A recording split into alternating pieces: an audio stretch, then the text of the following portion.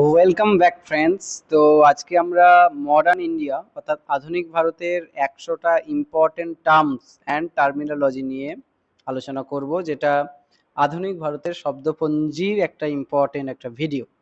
Terms related আমরা 4টে series upload করছি এই ভিডিওটা নিয়ে। যারা আগেরগুলো দেখেননি অবশ্যই দেখে নেবেন, যারা নতুন তারা চ্যানেলটিকে সাবস্ক্রাইব করবেন, কারণ আমরা ইতিহাসের প্রচুর ভিডিও আপলোড করেছি যেগুলো আপনাদের উপকারে আসবে।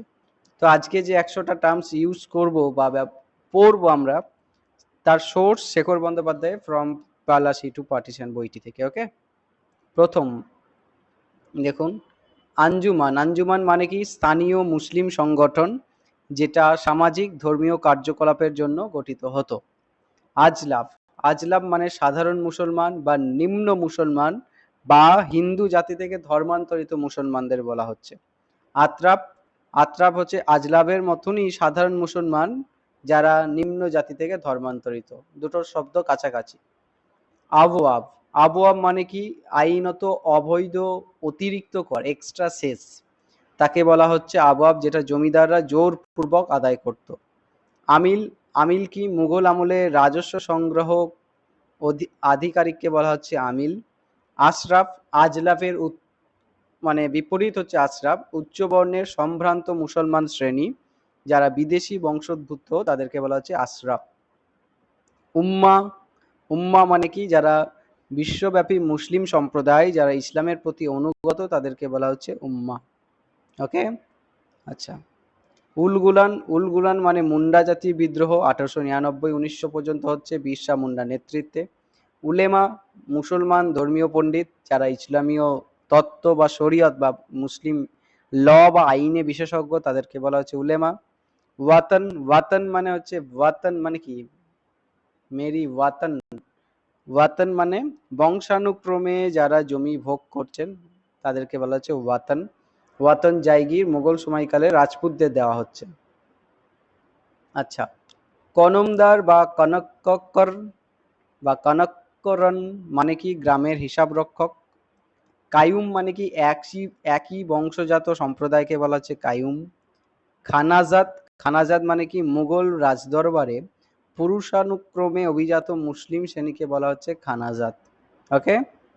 খালসা। খালসা মানে কি? খালসা মানে গুরু গোবিন্দ সিং প্রতিষ্ঠিত শিখ ভ্রাতৃত্ব এবং সামরিক সম্প্রদায় যারা 5টা কে কে মানছে। কেশ চুল, কৃপান অস্ত্র, কাঙ্ঘা চিরুনি, কাচ্ছা মানে কাছা এবং কারা মানে বালা। ওকে। খালিসা মানে রাজকীয় জমি যেটা রাজস্ব সরাসরি রাজকোষে জমা পড়ছে। খুতবা। শুক্রবারে মসজিদে শাসকের নামে ধর্মীয় প্রার্থনাকে বলা হচ্ছে খুতবা। চৌথ মানে কি? চৌথ মানে মারাঠাদের আদায়কৃত রাজস্বের 1/4। এই ভিডিওটা থেকে কিন্তু প্রশ্ন পাবেন, মানে এই টার্মসের ভিডিওতে ভিউজ কম আসছে আমার, কিন্তু এই ভিডিওগুলো খুব ইম্পর্টেন্ট। যারা মিস করবে তারা মানে একটা ইম্পর্টেন্ট ভিডিও মিস করবে। আচ্ছা। জম্মি। জম্মি মানে কি? শস্য উৎপাদনকারী, জমির ভোগ দখলকারী। দক্ষিণ ভারতে ছিল। জমা মুঘল। জমা মুঘল মানে মুঘল শাসনাধীন ক্ষুদ্রতম অঞ্চলে নির্ধারিত রাজস্বকে বলা হচ্ছে জমা মুঘল। জায়গির।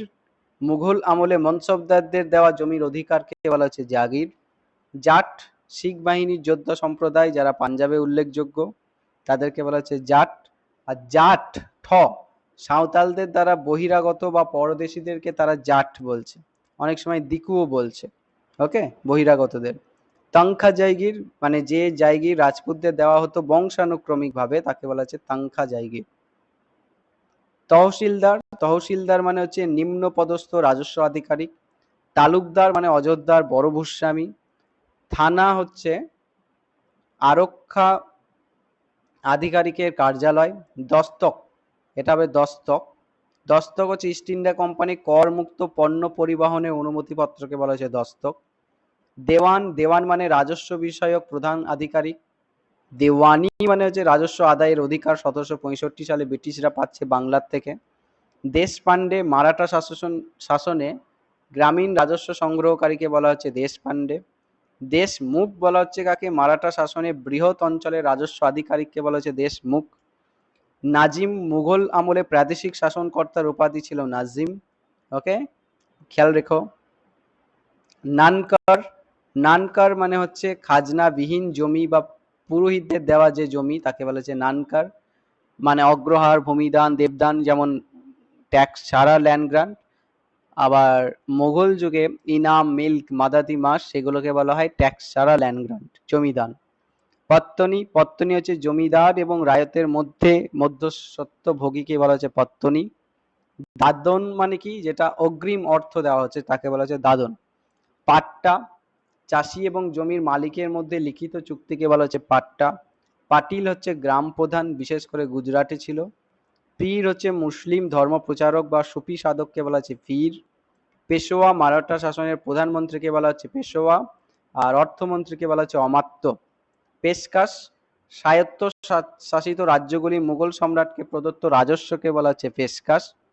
প্রজামণ্ডল, ভারতীয় রাজ্যের জাতীয়তাবাদী সংগঠনকে বলা হচ্ছে পেশকাশ, প্রজামণ্ডল। ফতোয়া, ইসলামী আইনের ভিত্তিতে উলেমাদের ধর্মীয় ঘোষণাকে বলা হচ্ছে ফতোয়া। ফরমান, মুঘল সম্রাটের আদেশনামাকে বলা হচ্ছে ফরমান। ফিতরি, ফিতরি মানে বিদ্রোহ, উপজাতীয় বিদ্রোহে পুরুষানুক্রমিক ঐতিহ্য, এটাকে বলা হচ্ছে ফিতরি, খুব ইম্পর্টেন্ট। বাকাস্ট, বাকাস্ট হচ্ছে একটা জমি যেটা স্থায়ী প্রজাস্বত্বকে স্বল্পমেয়াদী প্রজাস্বত্বে পরিবর্তিত যে জমি তাকে বলা হচ্ছে বাকাস্ট। বাহাস মানে কি, মুসলমানদের ধর্মীয় সভা। মনসবদার, মুসলমানদের সামরিক ব্যবস্থার, মুসলমান নয় সরি এক্সট্রিমলি মুঘল সামরিক ব্যবস্থার সমন্বয়ক বা অভিজাতদের বলা হচ্ছে মনসবদার। মনসবদারি হচ্ছে মুঘল অভিজাতদের পদমর্যাদা ভিত্তিক সংগঠন ব্যবস্থা। মহল হচ্ছে উত্তর ভারতের রাজস্ব আদায়ের জন্য নির্ধারিত এলাকা। মালগুজার, মালগুজার মানে হচ্ছে জমির ওপর স্বত্বাধিকারী জমিদার। মিরাশিদার হচ্ছে দক্ষিণ ভারতে পুরুষানুক্রমে যারা জমির অধিকারী পাচ্ছে তাকে বলা হচ্ছে মিরাশিদার। মীর বক্সি, মুঘল সাম্রাজ্যের সম্রাটের কোষাধ্যক্ষ তাকে বলা হচ্ছে মীর বক্সি। ওকে, এবং একই সাথে তিনি সামরিক বাহিনীর প্রধান ছিলেন। রাজ, আইন মোতাবেক শাসন ব্যবস্থা। শরীফ, শরীফ মানে হচ্ছে সম্ভ্রান্ত মুসলমান। শাহুকার, যারা সুদে টাকা ধার দেয় তাদেরকে বলা হচ্ছে শাহুকার।